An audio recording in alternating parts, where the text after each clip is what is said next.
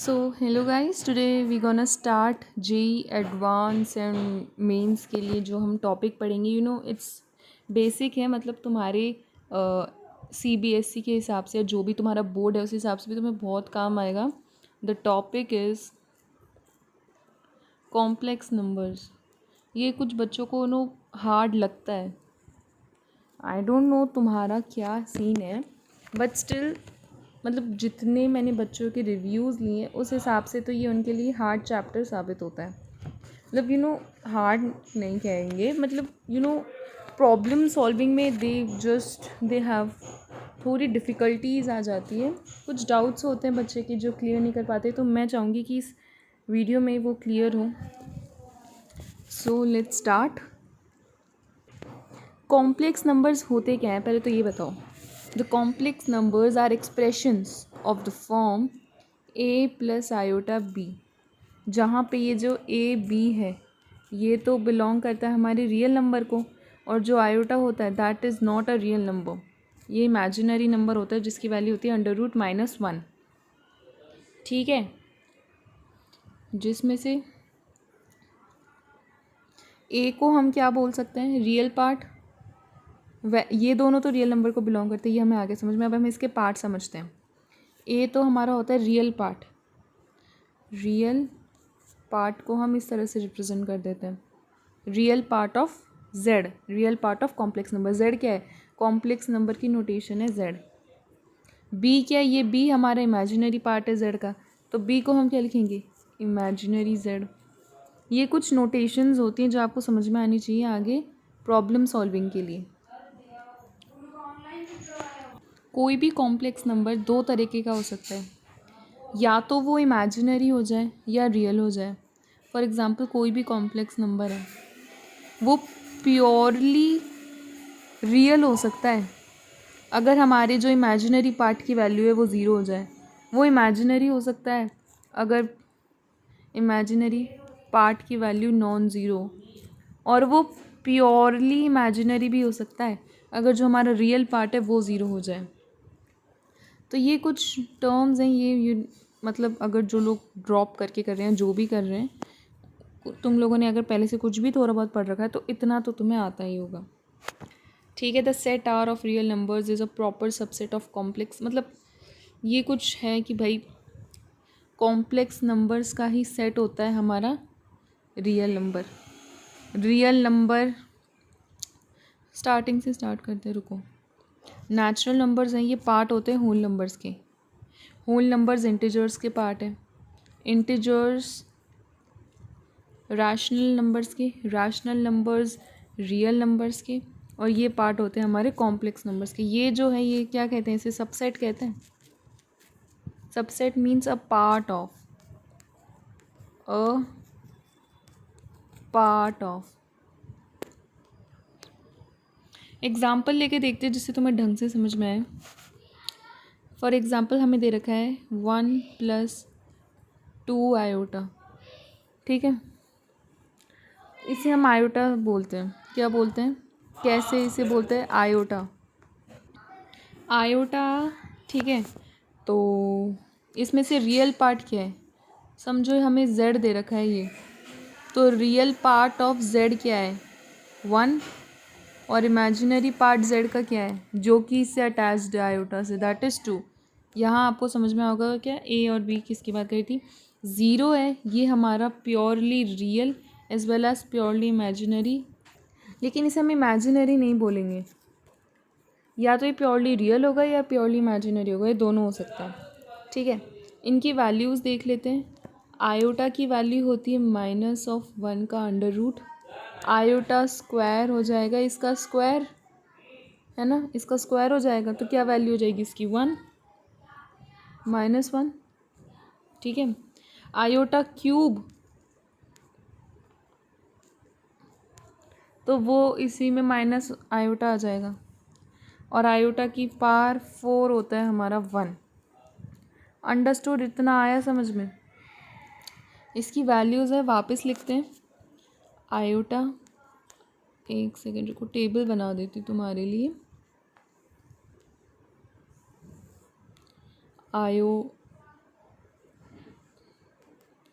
एक second, iota की value -1 का रूट, iota square is -1, iota cube is minus iota and iota 4 is 1। ठीक है, ये इतना आपको लर्न होना चाहिए, कम से कम इतना तो समझ लो या लर्न कर लो। ठीक है, फटाफट करेंगे, ज़्यादा टाइम वेस्ट नहीं करेंगे इन चीज़ों में। अगर हम मल्टीप्लाई कर रहे हैं √a इंटू √b, तो हम इसको √ab तभी लिख सकते हैं जब इनमें से कोई भी एक नॉन नेगेटिव है, नॉन नेगेटिव हो तभी कर सकते। सोचो ये दोनों नेगेटिव हो जाए तो नहीं होगा ये। ठीक है, इनमें से ये तभी होगा जब इनमें से कोई भी एक नॉन नेगेटिव हो। कुछ कुछ बेसिक्स हैं जो आपके क्लियर होने चाहिए आगे क्वेश्चन सॉल्विंग के लिए। कॉन्जुगेट कॉम्प्लेक्स पढ़ेंगे। क्या होता है कॉन्जुगेट कॉम्प्लेक्स? अगर हमें कोई भी इमेजिनरी नंबर दे रखा है a + आयोटा b, कोई भी कॉम्प्लेक्स नंबर है ये, अब इसका कॉन्जुगेट कॉम्प्लेक्स होता है ये, इसके ऊपर बार आ जाता है z के ऊपर, and the sign of the imaginary part is change. अगर यहाँ पे ऊपर a + आयोटा b है तो यहाँ आ जाएगा a - आयोटा b, राइट। उसी तरह से समझो अगर आपको z दे रखा है b - आयोटा c, तो इसका कॉन्जुगेट कॉम्प्लेक्स क्या हो जाएगा b + आयोटा c। एक और एग्जाम्पल से देखते हैं। कॉम्प्लेक्स नंबर दे रखा है 9 - 10 - आयोटा, तो हमारा कॉन्जुगेट कॉम्प्लेक्स हो जाएगा -10 + आयोटा। आया ये समझ में? गुड। अब कुछ प्रॉपर्टीज़ हैं regarding conjugate complex that should be learned by heart. Start करें? स्टार्ट करते हैं। z + z⁻, ये इक्वल होता है हमारे 2 रियल पार्ट ऑफ z के इक्वल। कैसे? एग्जाम्पल देखो, z दे रखा है हमें a + आयोटा b, इसका complex a - iota b।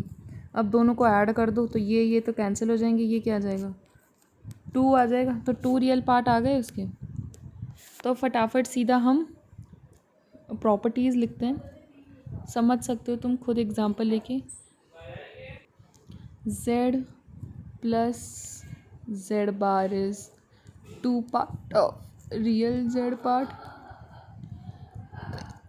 Second property, z - z⁻ is 2 imaginary part of z।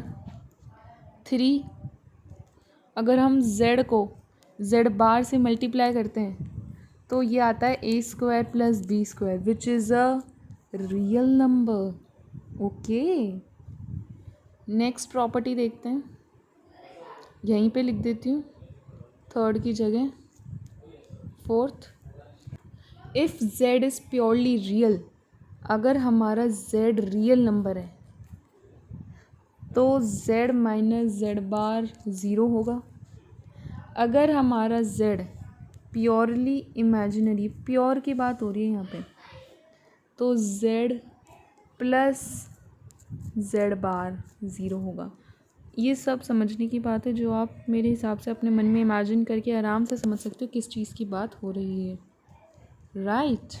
अब हम देखेंगे कॉम्प्लेक्स नंबर के रिप्रेजेंटेशन किस किस तरीके से हो सकते हैं। फर्स्ट तरीका है हम कार्टेशियन फॉर्म देखें। कार्टेशियन फॉर्म स्टार्ट करते हैं।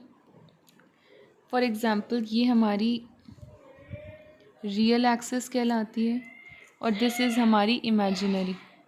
ये हमें कोई भी एक वेक्टर है p x, y। ये p पॉइंट क्या है? ये p पॉइंट हमारा कॉम्प्लेक्स नंबर है which is x + iota y, where y is represented on y axis and x is represented on x axis, मतलब रियल पार्ट है वो एक्स एक्सिस पे और imaginary part y axis, which is at an angle theta theta, right. अब हम कुछ इसकी terms देखते हैं।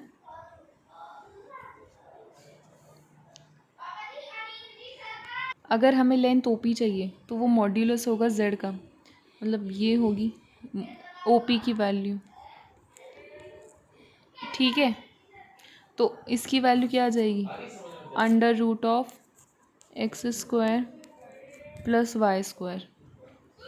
और अगर हम थीटा देखें तो थीटा क्या होता है, theta is the angle made by the OP towards the with the positive y axis, positive y axis से जो एंगल बनता है that is known as theta. और इसे हम क्या बोलते हैं, प्रिंसिपल आर्ग्यूमेंट या एम्पलीट्यूड बोलते हैं, which is only between minus pi नहीं होल्ड कर सकता, माइनस पाई से पाई क्लोज इंटरवल, राइट। और थीटा की वैल्यू कैसे लिख सकते हैं हम, tan थीटा हम लिख सकते हैं, tan theta is y by x. तो जो हमारा थीटा आ जाएगा that is tan inverse of y by x. तो ये आप आराम से समझ सकते हो। तो ये हमारा फर्स्ट कार्टेशियन फॉर्म हो गया जो हमने काफ़ी अच्छे से समझा है, राइट राइट। अब हम देखेंगे second form which is polar representation कह सकते हैं, पोलर या फिर हम ट्रिगोनोमेट्रिक एक्सप्रेशन भी इसे कह सकते हैं। z हमारा क्या पोलर में लिखें तो z होता है हमारा r into cos theta plus iota sine theta. समझ ही रहे होगे रियल पार्ट क्या होगा इसमें, r कॉस थीटा और imaginary part r sine theta. अब इसमें जो हमारा r क्या है, r is mod of z। रुको इसकी कुछ स्पेसिफिकेशंस लिख लेते हैं। r is equal to mod of z और जो थीटा होता है हमारा that is argument of z। अगर अब हम z बार लिखना चाहें तो z बार में कुछ फ़र्क नहीं होगा, बस यहाँ माइनस आ जाएगा z बार और बाकी सब कुछ यही कॉपी हो जाएगा। जो हमारा ये है cos theta plus iota sine theta, इसको हम कह सकते हैं सिस थीटा, इस तरह से रिप्रेजेंटेशन कर सकते हैं। इनफैक्ट अगर ये मतलब वहाँ पे आ जाता है पेपर में तो आप कंफ्यूज मत हो जाना कि ये सिस थीटा क्या है। सिस थीटा ये cos theta plus iota sine theta. Euler's formula नाम से एक चीज़ होती है, फॉर्मूला क्या है, ई की power I X is equal to cos X plus I sine X. Theta के टर्म्स में देखो तुम तो, ई की power I theta is equal to cos theta plus iota sine theta. मुझे I don't know personally theta बहुत पसंद है, जिसमें कॉस थीटा की वैल्यू क्या होगी, ई की वैल्यू ई की पावर आई थीटा प्लस ई की power minus I theta divided by 2, या फिर हम लिख सकते हैं साइन एक्स को ई की power I X minus of e की power minus I X divided by 2 iota, ठीक है।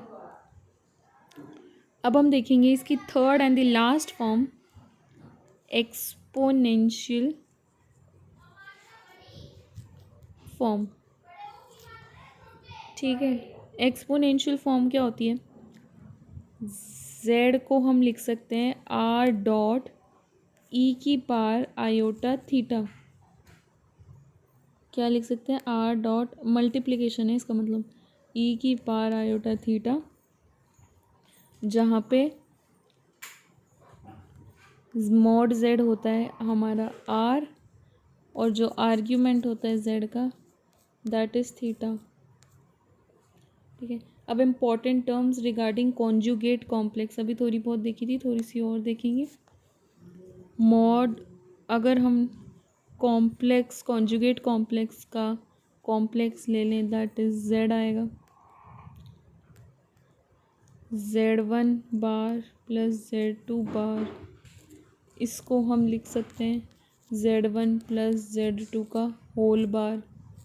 इसी तरह से Z1 माइनस Z2 के होल बार को हम लिख सकते हैं Z1 bar minus Z2 bar, both are applicable. उसके बाद Z1 Z2 के होल बार को हम लिख सकते हैं Z1 बार इंटू Z2 बार, डिवीजन में भी यही चलेगा, Z1 होल में ये समझो कि Z1 अपॉन Z2 के बार, तो हम इसको खोल सकते हैं Z1 बार का मॉड अपॉन Z2 बार का। ठीक है, तो आज का सेशन यहीं तक रखते हैं। नेक्स्ट में हम मॉड्यूलस, एम्पलीट्यूड सब पढ़ेंगे।